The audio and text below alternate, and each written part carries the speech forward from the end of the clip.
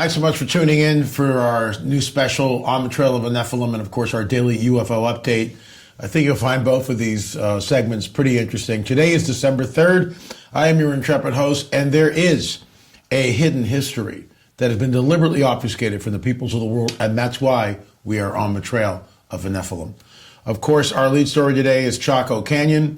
We talked about that. I've only been to the site. I spent about 4 or 5 hours there. Very enigmatic. I want to go back and spend a week. There's so much more to see. We'll get into that and so much after a word from our sponsor, Virtual Shield. It's being reported that the top 5 tech corporations are lobbying hard against consumer privacy. These corporations include, no surprise here, folks, Facebook, Apple, Microsoft, and Google. Google, for example, boasted about delaying e-privacy regulations. Oh, so what a surprise. They are said to be colluding with Facebook. Surprise number 2. Amazon has also successfully lobbied against 36 privacy protection bills across 25 states. I do everything in my power to ensure my privacy online. That means I always keep my VPN on. I only use Virtual Shield's VPN. Virtual Shield has been built from the ground up for our protection. I think it's the fastest, most reliable, easy to use, and secure. It's also available on iPhone and Android devices. I partnered with Virtual Shield to give my audience a 50% off for life and a free 30-day trial using Virtual Shield for the holidays. Go to virtualshield.com/LA or click the link below. Once again, that's virtualshield.com/LA. Folks, what are you waiting for? I'm going to run the clip again because there's new people that come here every single day, and you need to see this. It's an amazing site. The stonework is incredible. The architecture is just beautiful. But there's something else going on here, and that's what we're going to drill in today. And you will see the connectivity between this site and another site, which we've covered here on this show numerous times. But we'll get into that. Let me run the clip. Here we go.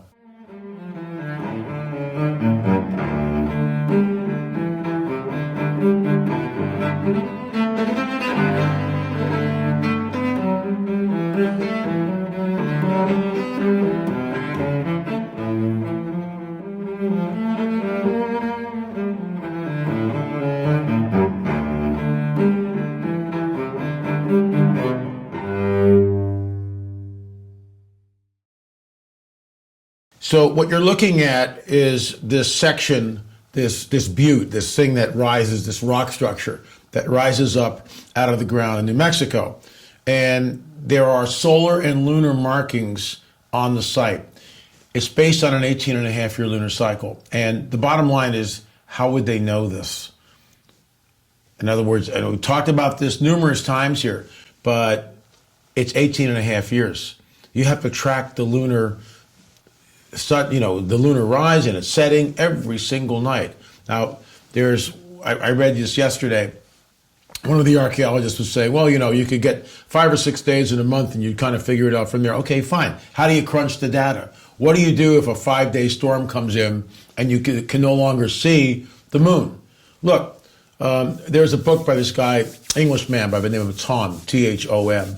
And he wrote about this. And of course, he proposed that they use sticks and try to calculate it this way. 18 and a half years. If you just jump in, you don't know whether you're in year 4, year 8, year 2, year 17. You have no idea. How would you crunch the data? How would you know, hey, wait a minute, we're back at the beginning. Oh, it's an 18 and a half year lunar cycle. How would you know that? This is the smoking gun, in my opinion. And we find this in many, many sites. So let's go on to slide number 2. This is a shot. These enormous slabs leaning up against the side of the butte, the side of the mountain. And when you look at that, you see the spiral, which is found everywhere. In Peru, we found it in Portugal, in Israel, it's everywhere. And there's something going on with that. Does that mean a portal? Does it mean time dilation? I'm not sure. I should probably check with Chief Joseph Riverwind and get his take on it. But here we go. So that brings us up to speed. And this is what I wanted to talk about today. In our film, which is none of the films on the Trail of a Nephilim deal with Chaco Canyon, but we do deal with America's Stonehenge. In fact, there's 2 films on that. The Canaanite connection with the Baal stone, that was mind-boggling when we actually discovered that. When Kelsey Stone showed me the stone no pun intended, in the display case. And I go, well, what does that say? And he goes, to Baal, the Canaanites. And I just went, what's that doing in New Hampshire? So later on, Fritz Zimmerman and I are interviewing Dennis Stone, Kelsey's dad, and we're up in what we call the war room. So in the museum, there's a flight of stairs which leads you to Dennis's office, and that's where there's a table there. We kind of spread stuff out. Dennis had this map. Now, for those of you who are new, I have to bring you up to speed. This is a summer solstice standing stone. This is the picture we're looking at, all right? And so when you go to the center of America's Stonehenge and you stand there on the longest day of the year, the sunrise comes up over that stone. And there's also other standing stones around the site, the winter solstice, the equinoxes, some have to do with the lunar stuff. It's amazing. It's amazing. So this is probably a 3-ton stone. It's set exactly in place. So Kelsey Stone, and I've talked about this numerous times, but again, there's new people coming, otherwise you won't get the punchline, so I got to say it. So Kelsey Stone goes on Google Earth, and in my opinion, this is the most astounding archaeological discovery of the 21st century. There's no doubt about it. About 10 years ago, he discovered this. So he goes on Google Earth from his center of his site out to the summer solstice standing stone. And he draws a line on Google Earth because he wants to see if the line comes near his house. Well, it comes pretty close to his house. So he says, that's pretty cool. So he just keeps extending the line. He's a 23-year-old college student when he does this. He extends the line. Now he's by Newfoundland. He goes over the Atlantic Ocean. Goes through Ireland, and he finds himself in southern England. And he begins to go, wow, I wonder how close the line comes to Stonehenge, England. So he scrolls in, you enlarge and move the line. And that line that goes from the center of America Stonehenge out to the summer solstice standing stone, when extended, bisects both trilithons at Stonehenge, England. 2 uprights and a lintel across. That's what a trilithon is. 2 uprights of stone and a huge lintel. And there's 2 of these and they're at an angle. That line goes through both of them. That is deliberate. That's deliberate. And the only way that could be done would be to triangulate in the air. Who is the prince of the power of the air? So knowing that, that's the backstory, knowing that, Dennis and Kelsey and others went to the other standing stones that encircle America Stonehenge. And they went on Google Earth and they began to draw lines. So here we are, Fritz Zimmerman and I, in the war room with Dennis. And Dennis lays this map down, showing us precisely the connectivity between Stonehenge in New Hampshire and all these other sites around the world. One of the lines from the center of the henge to a standing stone went right through the middle of Chaco Canyon. That is deliberate. There's a connectivity. Another went to Teotihuacan, another went to Machu Picchu, another to the Canary Islands, and just recently, one of the other standing stones goes to the Great Pyramids in Giza. Something is going on here that makes no sense. America Stonehenge is a 4,000-year-old site. Chaco Canyon is much, much more recent than that. But still, there's a connectivity here. Why? There is a hidden history that has been deliberately obfuscated from the peoples of the world. That's why we are on the trail. That's why we bring you this every single day, well, Tuesday through Friday. We'll be back on Monday with a whole new presentation. Not sure what it's going to be. There's so much to draw from, but we'll get into that. In the meantime, folks, if you're interested at all, download all 7 of them.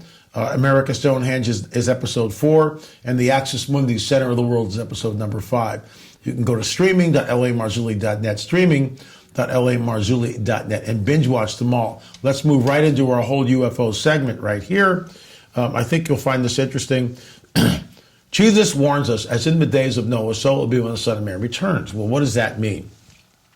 What differentiates the days of Noah from any other time in history? In my opinion, it is the presence not only of the fallen angels doing the unthinkable, mating with human women and creating a hybrid entity known as, drumroll please, the Nephilim. And that's why we're on the trail.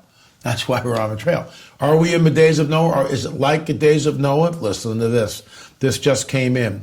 Aliens took my eggs to create E.T. human. All right? This came in. I won't mention the woman's name. I wrote you twice a couple of years ago with stories about grays visiting me at night back in the 60s and sighting a UFO in the 90s. And then my encounter with a blue being just a couple of years ago, but I never heard back from you. I apologize. We have about 12,000 unopened emails. I can't get to them all, but I digress. I don't know if you didn't get my emails. I wonder if the blue alien could have been created from the eggs that were taken from me. So I've written this woman and I've asked her, will you come on the record? Can I ask you some questions? So let's walk through this. She knows, one, Grays visited her. She saw a UFO. She's had an encounter. So in the 60s, we don't know how old she was. I'm going to say she's either prepubescent or right into puberty, because that's usually when it happens, maybe younger. But so she's visited by the Grays at night. Eggs are taken from her. Why? Because she wonders if this blue alien could have been created from the eggs taken from her. That's what I want to drill into and find out. What is her memory? What happened? What did they do to her? Folks, it's similar. I'll go back to this again. As in the days of Noah, so it will be at the coming of the Son of Man. So it's not exactly like the days of Noah. And then you get into Daniel with the prophecy. Their seed will mingle with the seed of men, but they shall not cleave to them. That word cleave from Jim Williamson study on this particular scripture talks about marriage. Well, there's no marriage. They just take the eggs and create a hybrid. Look, something is going on here, and it's incredibly nefarious. Now, I'm one researcher, but then when you look at the work of Dr. David Jacobs, he comes up with the same conclusion. Whoever is doing this, it's a nefarious agenda. They are creating a hybrid race. In our film, which you can go to YouTube and watch for free, all right here on YouTube, watch for free, UFO Disclosure, The Coming Great Deception of a Luciferian Endgame. It's right there. We made it free. Why? Because this information is too important. Maybe I should charge for it. Maybe more people would watch it. I don't know. But it's free, and you need to see it. Because Al Matthews, who became the centerpiece of the film, has an encounter with a hybrid female. And what happens is bone-chilling. You need to watch it. Right here on YouTube, check it out, UFO Disclosure, The Coming Great Deception and the Luciferian Endgame. Thanks so much for watching On the Trail of a Nephilim, and of course, our daily UFO report. If you have a testimony, if you have a sighting, if you've got film, good photography, or just a story, please shoot me an email at la@lamarzulli.net, la@lamarzulli.net. I will read it right here. Thanks so much for watching. Remember, we'll see you on the air or in the air.